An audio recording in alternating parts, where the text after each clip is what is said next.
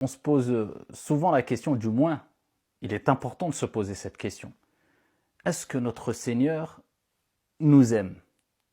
Alors on ne peut pas vraiment le savoir, il y a des signes qui peuvent nous laisser comprendre qu'Allah subhanahu wa ta'ala apprécie notre comportement, nos actes d'adoration, nous apprécie, nous aime peut-être, incha'Allah, mais on ne peut pas l'affirmer à 100%. Par contre, ce qu'il est important de savoir, c'est que on se doit d'aimer notre Seigneur tabaraka wa ta'ala.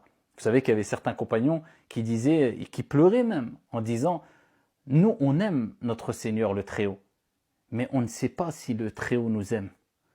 Mais en tout cas, il faut d'abord chercher à aimer Allah subhanahu wa ta'ala.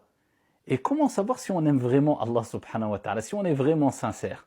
Alors permettez-moi d'abord de vous rappeler un verset coranique dont Mujahid, le grand savant, le grand exégète, a interprété. Allah subhanahu wa ta'ala, à plusieurs reprises, il parle de celles et ceux qui évoquent, mais fréquemment, leur Seigneur tabaraka wa ta'ala. Allah dit, entre autres dans le Coran al-Karim, وَالذَّاكِرِينَ اللَّهَ كَثِيرًا وَالذَّاكِرَاتِ أَعَدَّ اللَّهُ لَهُمْ مَغْفِرَةً وَأَجْرًا عَظِيمًا وَالذَّاكِرِينَ اللَّهَ كَثِيرًا. Celles et ceux qui évoquent fréquemment Allah subhanahu wa ta'ala. Eh bien, Allah t'appelle à l'évoquer fréquemment. C'est quoi l'évoquer fréquemment? Mujahid dit, c'est le fait de ne jamais l'oublier.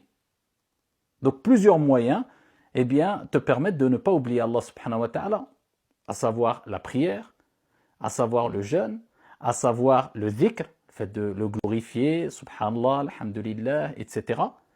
À travers la méditation, méditer quant à la création des cieux et de la terre, la création de l'homme, de l'être humain, etc. C'est le fait de ne pas l'oublier. Pourquoi? Parce que quelqu'un qui aime son bien-aimé, eh bien, l'évoquera en bien, l'évoquera fréquemment et ne l'oubliera pas. Walillahi al-mathalul a'la. Que dire du Très-Haut tabaraka wa ta'ala, qui mérite le plus grand amour et qui mérite le plus bel amour, subhanahu wa ta'ala, celui qui met les sentiments dans le cœur de ses créatures, de ses serviteurs.